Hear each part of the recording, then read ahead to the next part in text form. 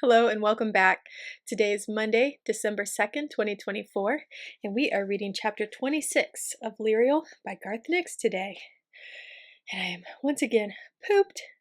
I just got back from the grocery store with my kid, and there was tons of people there. I didn't end up getting everything that I wanted, and everybody was coughing and carrying on.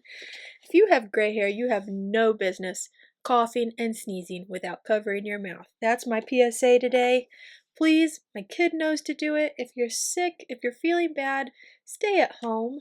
And especially if you're at the pharmacy counter, don't go, that's gross. That's gross and inconsiderate.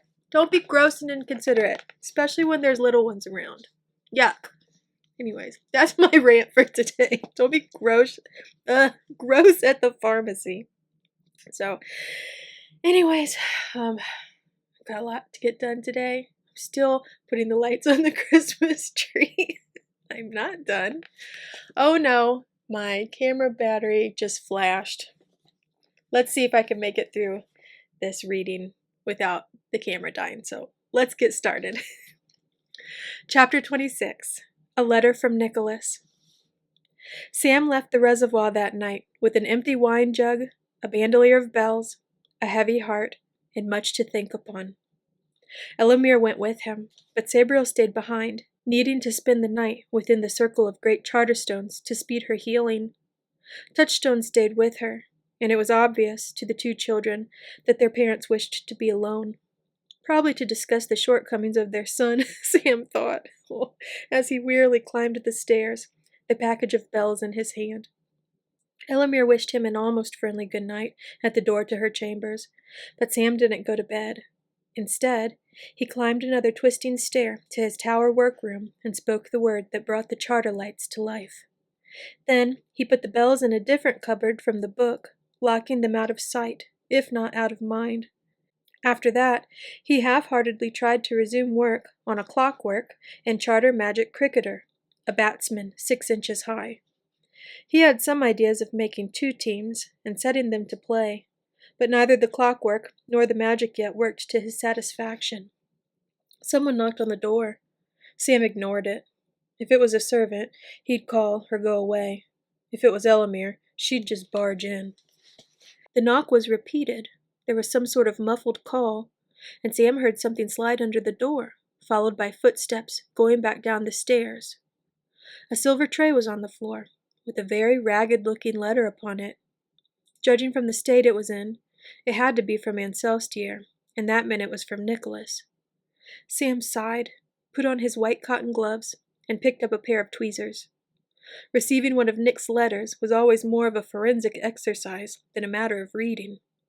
He picked up the tray and carried it over to his bench, where the charter marks were brightest, and began to peel the paper apart and piece the rotten bits together. Half an hour later, as the clock in the gray tower clanged out a dozen strokes for midnight, the letter was laid out clearly enough to read.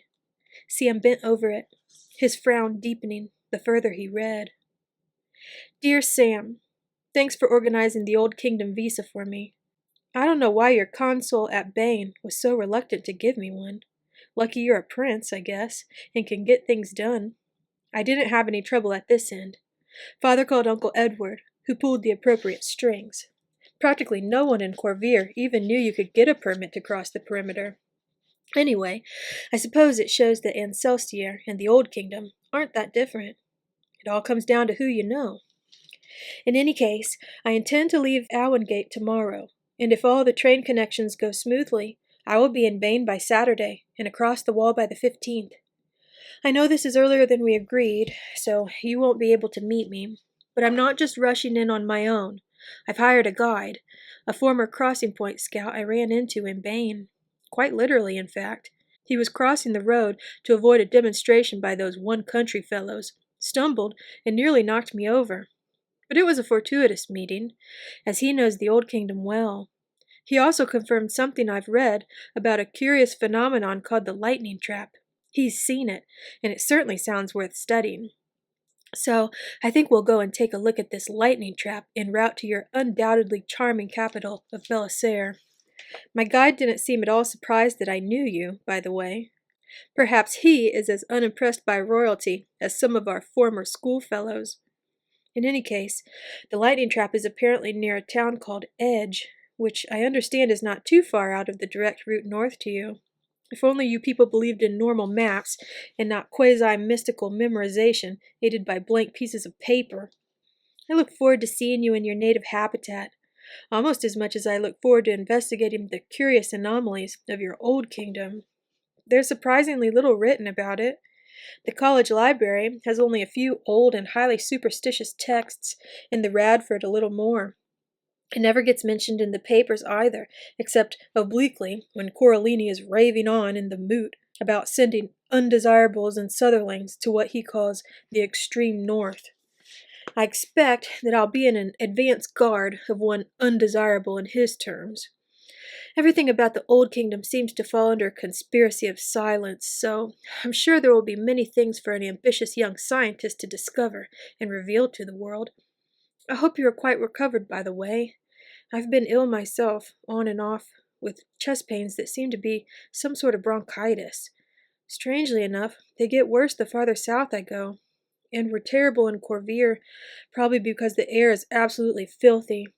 I've spent the last month in Bane, and have barely been troubled. I expect I'll be even better in your old kingdom, where the air should be positively pristine. In any case, I look forward to seeing you soon, and remain your loyal friend, Nicholas Sayre. P.S.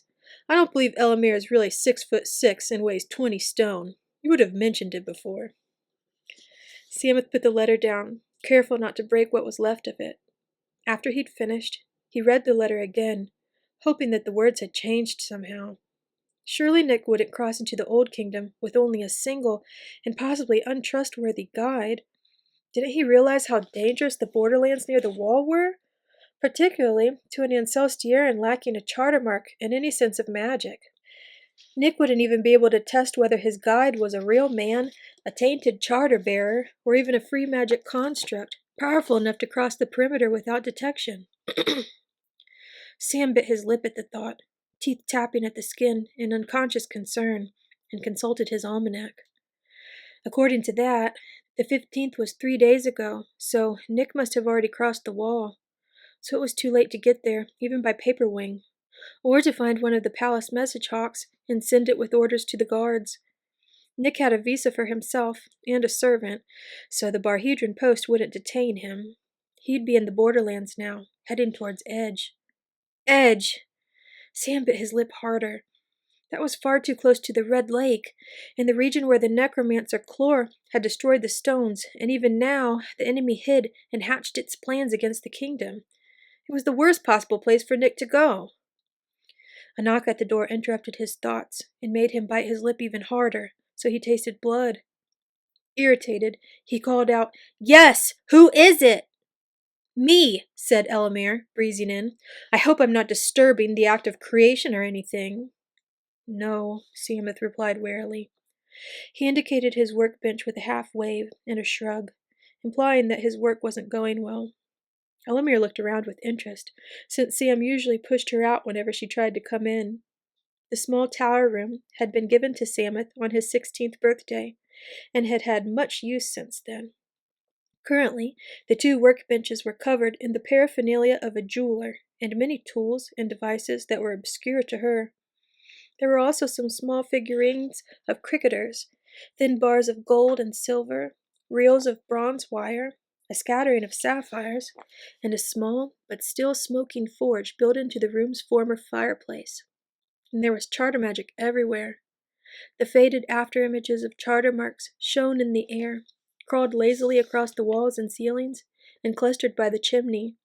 Clearly, Samuth was not just creating costume jewelry, or the promised extra tennis rackets. "What are you making?" Elamir asked curiously. Some of the charter symbols, or rather the fading reflections of them, were extremely powerful. They were marks she would be reluctant to use herself. "Things," said Samuth. "Nothing you'd be interested in." "How do you know?" asked Elamir. The familiar tide of resentment was rising between them. "Toys!" snapped Sam, holding up his little batsman, which suddenly swung its tiny bat before freezing back into immobility. "I'm making toys. I know it's not a fit occupation for a prince, and I should be asleep, getting ready for a fun new day of dance classes and petticoat, but I can't sleep, he concluded wearily. Neither can I, said Elamir in a conciliatory tone. She sat down in the one other chair and added, I'm worried about Mother. She said she'd be fine. The great stones will heal her. This time. She needs help with her work, Sam, and you're the only person who can do it. I know, said Sam. He looked away, down at Nick's letter. I know. Well, Elamir continued uncomfortably, I just wanted to say that studying to be the Abhorsen is the most important thing, Sam. If you need more time, you just have to say, and I'll reorganize your schedule. Sam looked at her, surprised. You mean take time away from the bird of dawning, or those afternoon parties with your friend's stupid sisters? They're not, Elamir started to say. Then she took a deep breath and said, Yes, things are different now. Now we know what's going on. I shall be spending more time with the guard myself, getting ready. Ready? Asked Sam nervously. So soon?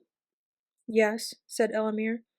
Even if Mother and Dad are successful in Excelsior, there's going to be trouble. Whatever is behind it all isn't going to lie still while we stop its plans. Something will happen, and we need to be ready. You need to be ready, Sam. That's all I wanted to say. She got up and left. Sam stared into space. There was nowhere to turn. He had to become a proper Abhorsen in waiting. He had to help fight whatever the enemy was. The people expected it. Everyone depended on him.